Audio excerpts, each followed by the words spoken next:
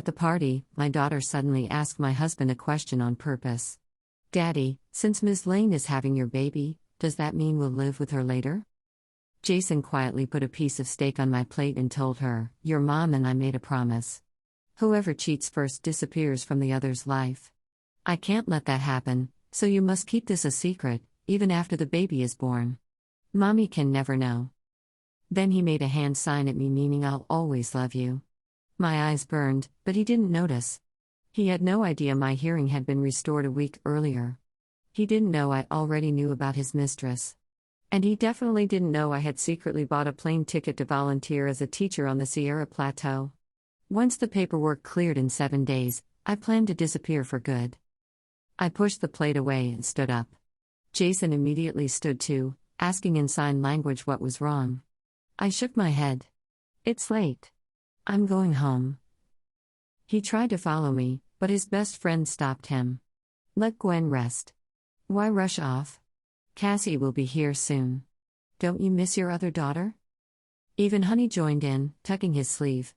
"Daddy, I miss Ms. Lane already. Can we stay with her instead of Mommy?" Jason panicked. Seeing my neutral face, he lowered his voice.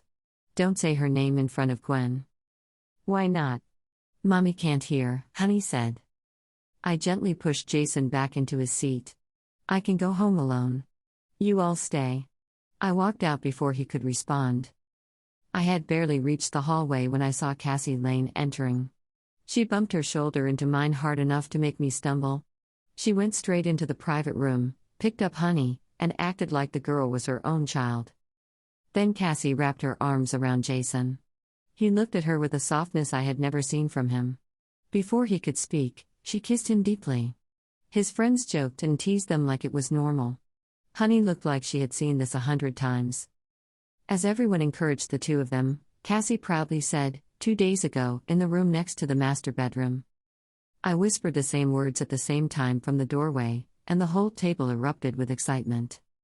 "Gwen is deaf," one friend said. "She'll never know." Jason's smile froze when they said my name.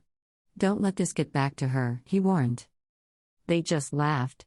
Honey shouted, "Don't worry. Mommy won't find out. She's deaf."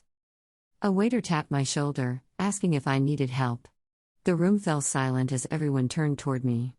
Jason panicked, quickly removing Cassie's hand from his waist and trying to sign that she was just an old classmate. He didn't realize her lipstick was smeared all over his mouth.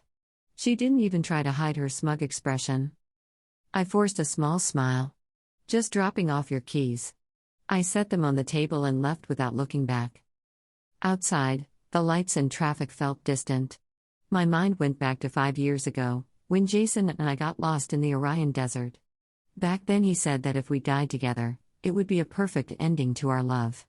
That same man was now having a child with someone else. When I got home, I collapsed on the bed. I remembered how I first met Jason, how I chased him for 3 years, how I once took a beating for him when a drunk ex-employee attacked him. That injury had damaged my hearing, and that moment was what made him finally choose me. His love had once felt so real. The door clicked open. I turned and pretended to sleep. Soon he climbed into bed and touched me like nothing had happened. His breath brushed my neck. Weeks ago, I would have melted. Now I felt nothing but disgust. A week earlier, when my hearing returned, I had gone home excited to share the news, only to hear him and Cassie together in the guest room. Honey had blocked me from walking in and said, "Don't ruin Mommy Cassie's fun." That was when I understood, they all wanted Cassie to replace me. I applied to the teaching program that same night. Back in bed, Jason suddenly fell to the floor when I shoved him away. Instead of being angry, he looked worried. "Gwen? What's wrong?" he asked. I stayed in character as the deaf wife and only signed that I felt unwell. He quickly started explaining that Cassie was just an old schoolmate. He was shaking.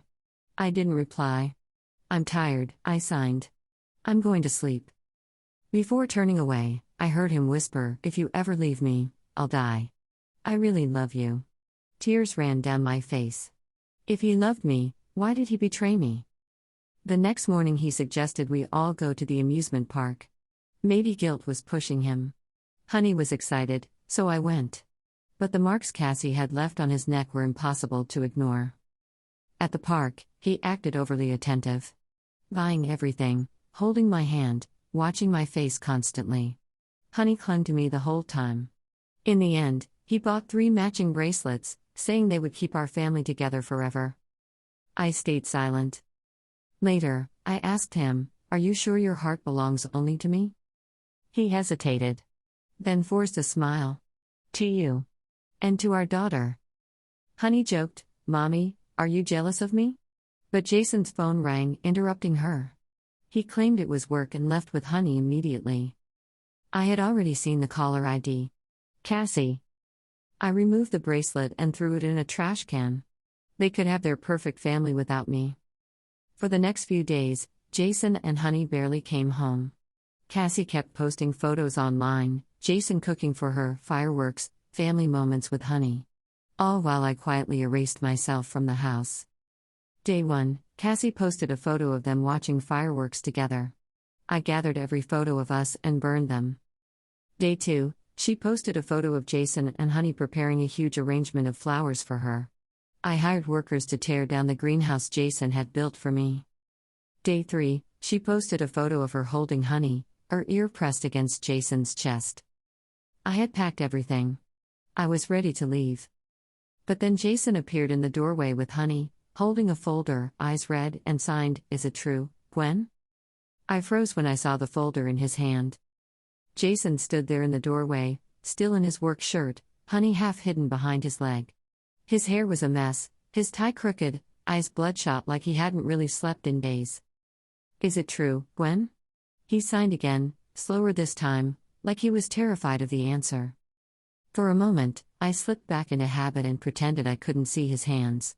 Then I remembered, in a week, if everything went as planned, I wouldn't have to pretend anything ever again.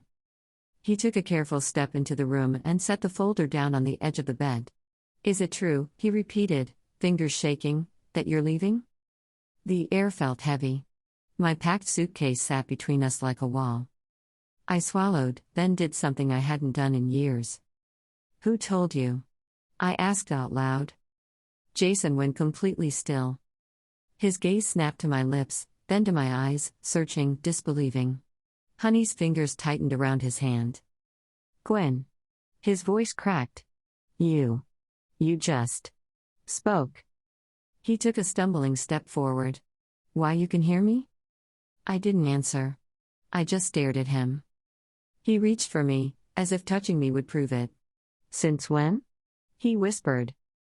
"A week and 3 days," I said softly. "Since the doctor cleared my surgery." I glanced at the folder. "I'm guessing you found the confirmation letter."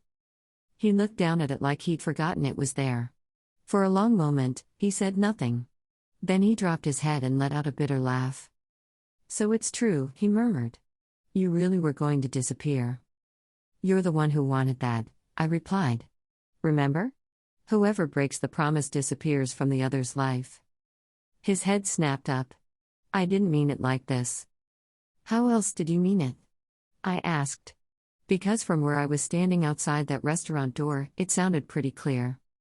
Honey stepped out from behind him then, eyes narrowed in confusion. "Mommy," she said cautiously, when did you stop being deaf?" I looked at her for a long moment. "My daughter. The little girl who used to run to me with drawings and clumsy signs. The one who now posted photos with another woman under captions like Mommy Cassie." "About the time you told me not to ruin Mommy Cassie's fun," I answered. Honey flinched. She looked at the floor, suddenly very interested in her shoelaces. Jason's face crumpled. "Gwen, Don't," I cut in quietly. My voice was calm, but my hands were shaking. "I've heard enough." He moved closer anyway, sinking down on one knee in front of me like a man about to beg for his life. "Listen to me," he said in a rush. "I know what you think you heard, but it's not." "You mean when you told our daughter to keep Ms. Lane's pregnancy a secret from me?" I snapped. "Or when you let your friends joke that nobody stays faithful at your level, as long as you hide it well? Or when you kissed your mistress in a private room and said you'd die if I ever left you, in the same breath?" His mouth opened and closed. No words came out. I stood, pushing the folder toward him with 2 fingers. Which part do you want me to have misunderstood, Jason? He pressed his palm to his forehead like he had a splitting headache. I was wrong, he said hoarsely. I know that. I messed up, I lost control, It wasn't a one-time mistake, I cut him off. You've been losing control for months. His shoulders sagged. I don't know when it started, he admitted. I really don't. At first she was just someone to talk to when I was deaf, I finished for him. He winced. When you were tired. When you were overwhelmed. When you looked at me like I owed you something for every sacrifice you made. So you decided you owed me nothing at all, I said. Got it. He flinched again. Mommy, honey whispered. She looked up, hesitating. Daddy still loves you. He just makes mistakes.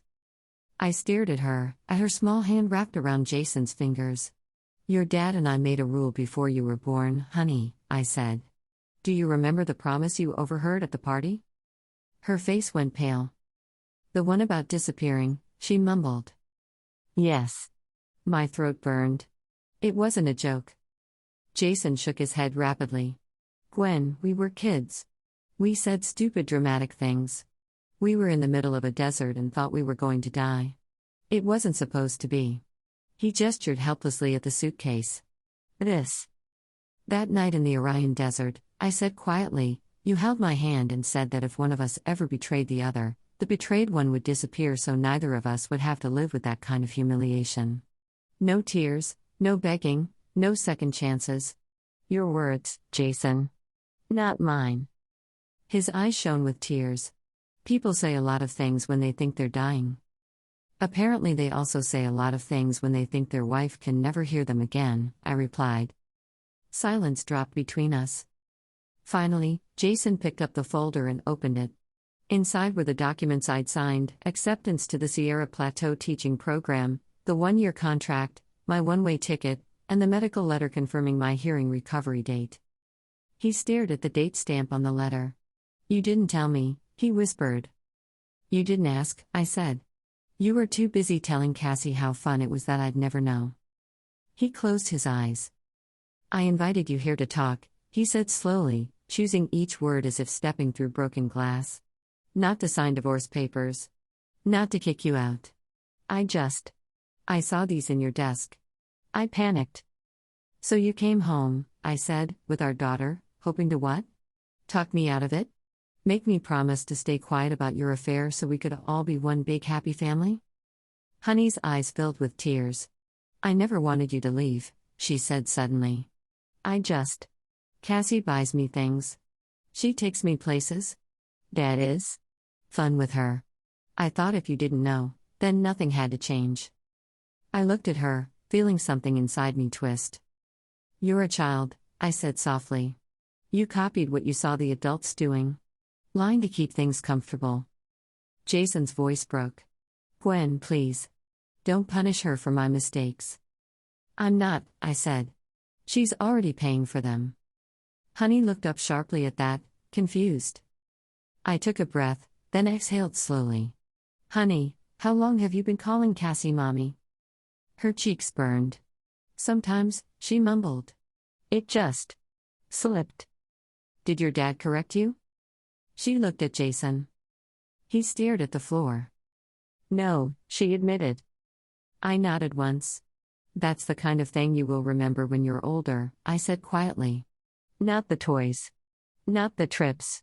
Who let you forget who your mother was? She bit her lip, eyes shimmering. Jason rubbed his face. What do you want me to say? He demanded suddenly, voice frayed. That I'm a monster? Fine. I am. I'm the guy who let everything get too comfortable, who started taking his wife for granted, who liked feeling like a hero to 2 different women and ended up destroying both. I know what I did. I live with it every second right now. He stepped closer, so close I could smell the faint scent of his cologne beneath the stale smell of anxiety and sleepless nights. But don't pretend I'm the only one who ever made a mistake, he said hoarsely. You never stopped loving me, but somewhere along the way, you stopped looking at me. I became a project to you. An obligation. Every time I tried to talk about how stressed I was, you reminded me of how you lost your hearing for me. Like I was a debt you'd already collected. The words hit harder than I expected. He saw it and deflated. See? He muttered.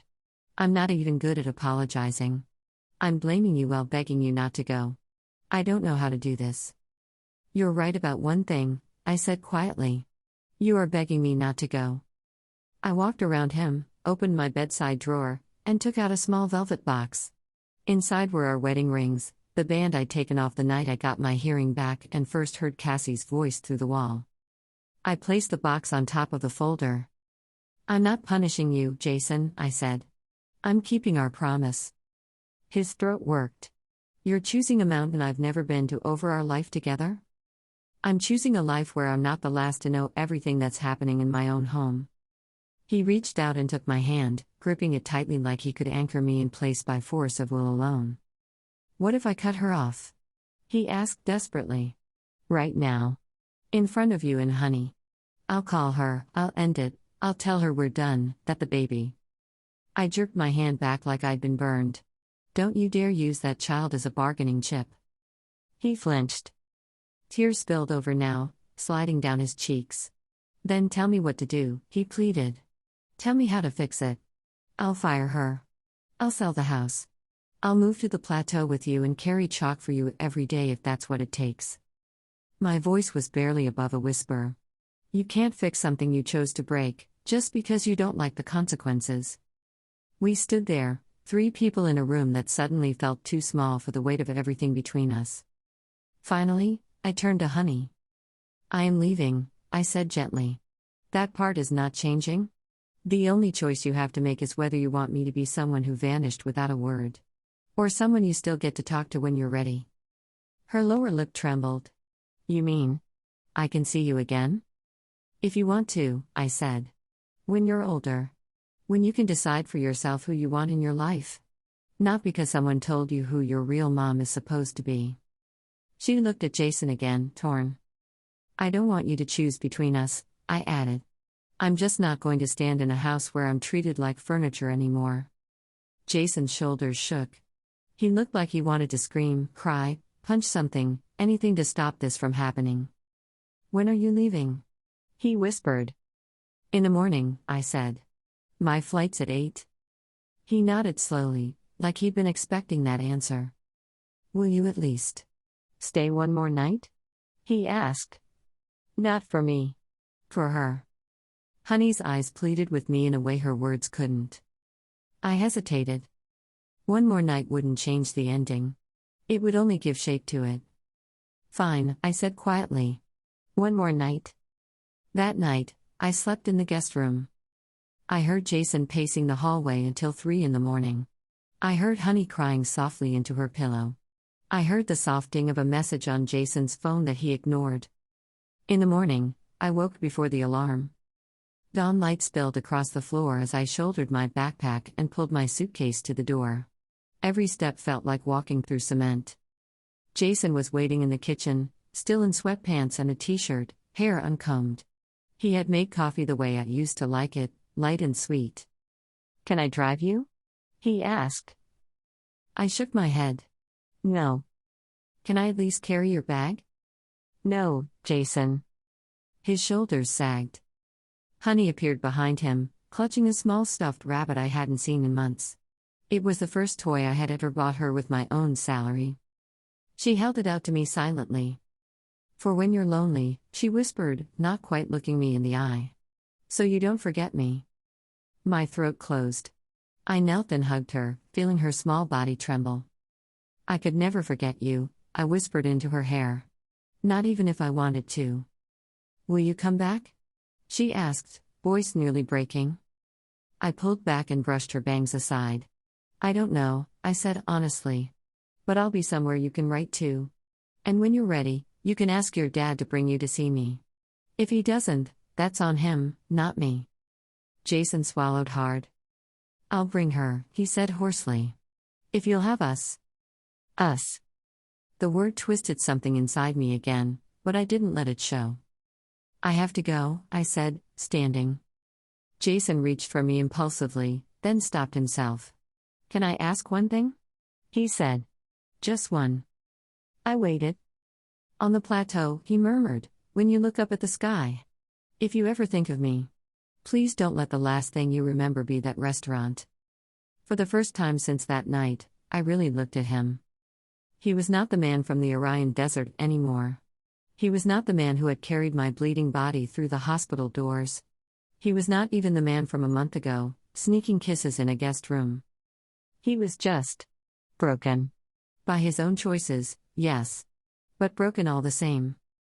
"I'll remember the desert," I said quietly. "And the way you used to sign 'I love you' like it was a promise you'd never break." His lips trembled. He nodded once, as if that was more than he deserved. I turned, opened the door, and stepped out into the pale morning.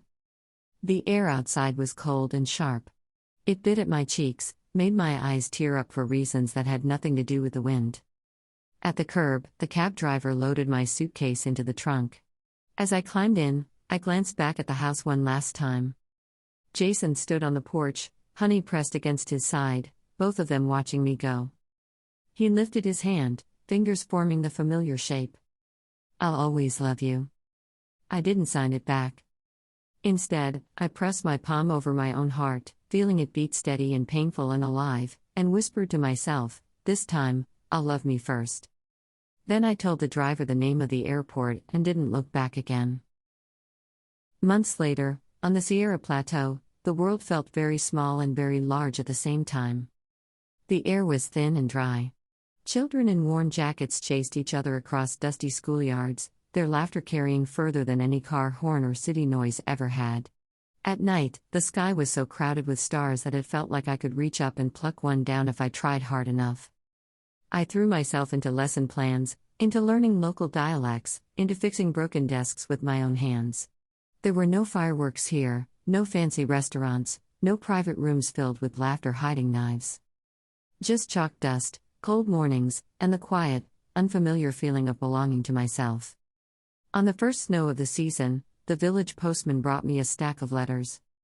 Most were from the organization or other volunteers. One was from my doctor, checking on my hearing. At the bottom of the pile, there was an envelope with handwriting I knew better than my own. Jason's. I stared at it for a long time. Then I saw the smaller envelope tucked behind it. The letters on that one were crooked, uneven. A child's careful work. I opened the small one first. Inside was a drawing. 3 stick figures stood under a sky full of blue scribbles and bright yellow lines. One was tall with spiky hair, one had long straight hair, one had short hair in a bob. All 3 held hands. Above the smallest figure, in painstaking block letters, was written, "Mom." Below the drawing, in a mix of messy letters and smudged ink, was a short message. "Mommy. I am learning sign language better now because Dad says we should talk to you, right? Cassie had the baby. It is a boy. She is busy. Sometimes she is happy and sometimes she is mad. I miss when you braided my hair. Please write back. Love. Honey." A teardrop blurred the last word.